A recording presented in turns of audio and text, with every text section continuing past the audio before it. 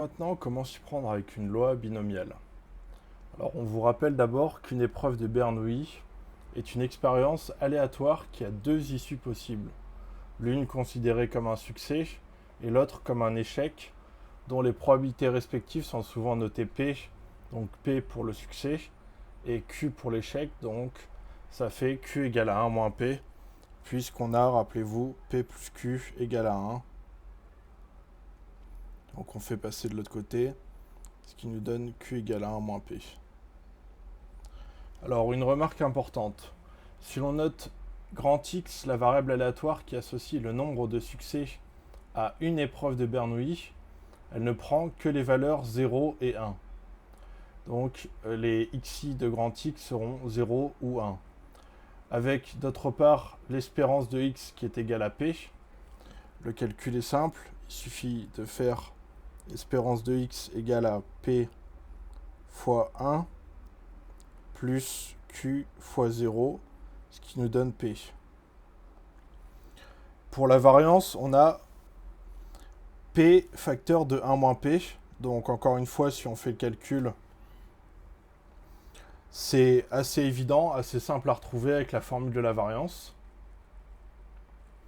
Puisque, rappelez-vous, c'est la somme des PI facteur de xi moins l'espérance de x au carré. Donc on le retrouve facilement.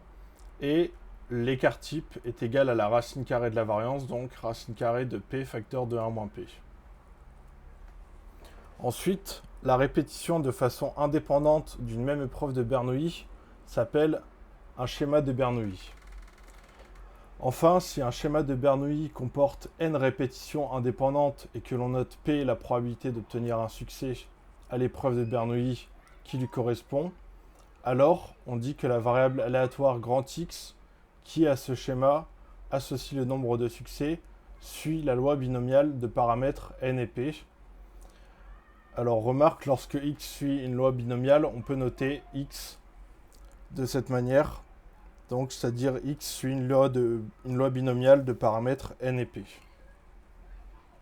Alors voyons maintenant comment calculer ça à la calculatrice, puisque vous verrez les formules dans la prochaine vidéo.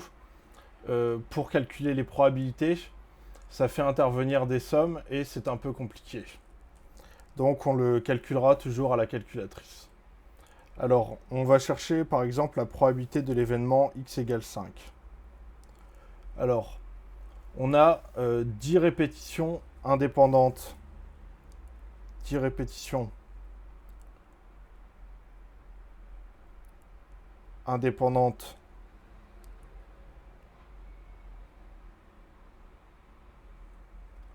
de la même épreuve de Bernoulli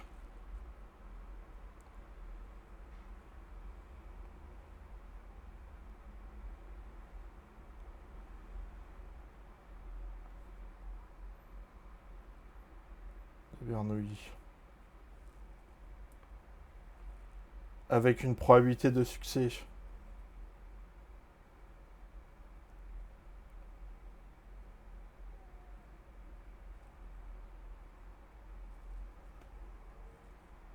de 0,25. Donc, grand X suit la loi binomiale de paramètres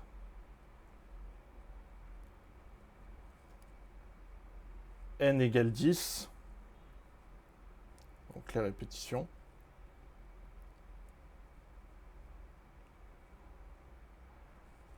et P égale 0,25, donc la probabilité de succès. Alors sur votre calculatrice, donc là je vais faire que pour la TI 83, je vous laisserai regarder pour la Graph 35+, mais comme j'ai une TI, je vous explique pour la TI 83. Vous allez dans la rubrique Distrib en appuyant sur les touches seconde var. Vous sélectionnez à l'aide des curseurs le grand A, donc binôme FDP, et vous sélectionnez Entrée.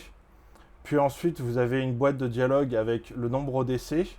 Donc vous mettez petit n, la valeur de petit n. donc ici 10. Puis vous avez P, donc vous mettez la valeur de P, 0,25. Et on vous demande la valeur de grand X, enfin de petit x, c'est noté petit x. Donc c'est la valeur de la probabilité qu'on cherche, donc probabilité de grand X égale 5, donc vous mettez 5. Et ensuite vous faites entrer et vous validez à nouveau avec la touche entrée et ça vous donne le résultat de la probabilité. Maintenant, si on a une probabilité, si on demande une probabilité, donc c'est les deux seuls qui sont calculables sur une calculatrice. Donc c'est la probabilité égale et la probabilité inférieure ou égale. On verra comment calculer des probabilités, par exemple, supérieures ou égales, dans la prochaine vidéo. Alors, pour calculer une probabilité de x inférieur ou égal à 5, par exemple, vous faites toujours la rubrique distrib avec les touches seconde var, puis vous sélectionnez à l'aide des curseurs le grand B, donc binôme frep, et vous sélectionnez entrée, puis vous renseignez la boîte de dialogue avec le nombre d'essais, donc petit n, P, donc la valeur de la probabilité de succès, donc petit n c'est 10, P c'est 0,25, et la valeur de X, donc ici 5. Et vous faites entrer, et vous obtiendrez la probabilité que grand X soit inférieur ou égal à 5. Voilà, c'était tout pour cette première vidéo sur la loi binomiale. On y reviendra dans la prochaine vidéo plus en détail avec un exemple.